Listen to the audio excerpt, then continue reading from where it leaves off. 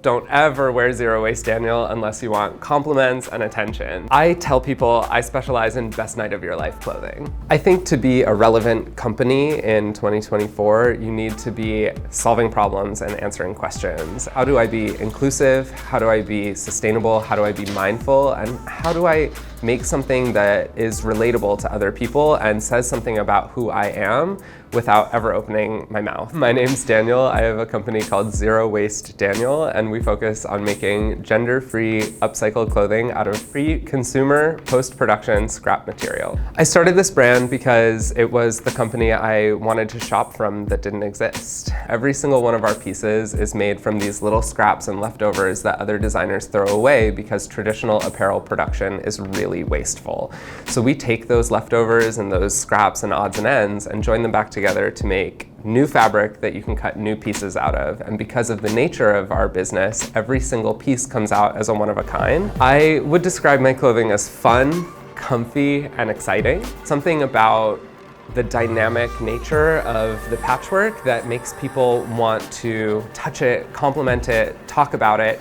And what I love so much about that is it starts conversations. You know, something as simple as a compliment, I love your sweater, or that looks great on you, starts a conversation that leads into upcycling, sustainability, core values, and brings people together. And I love that so much. I met Daniel and fell in love with him before I fell in love with his business, and knowing that it was everything that I loved about fashion, but also being done ethically, I just had to be a part of it. Partner with a company like Nuuly gives us access to a whole new audience, and that's really exciting to me. Upcycling is something that I don't just want to do one sweatshirt at a time, but also by the thousands, and that's what we're doing with Nuuly. They sent us past rentals, retired pieces from old seasons, and we transformed them into 10 new designs that take those pieces, reimagine them, transform them into something else, and now can be rented again with a whole new style.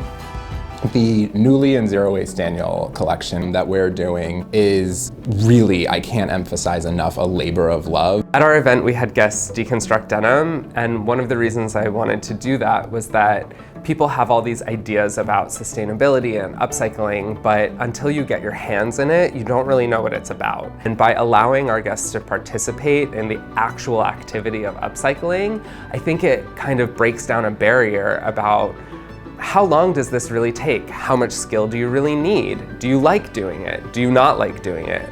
And it gives you a new appreciation for the people who put their two hands into those garments.